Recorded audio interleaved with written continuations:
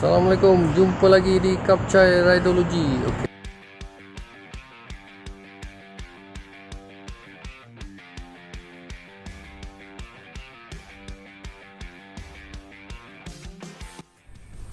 So we're using Google Maps, your timeline, put in the date.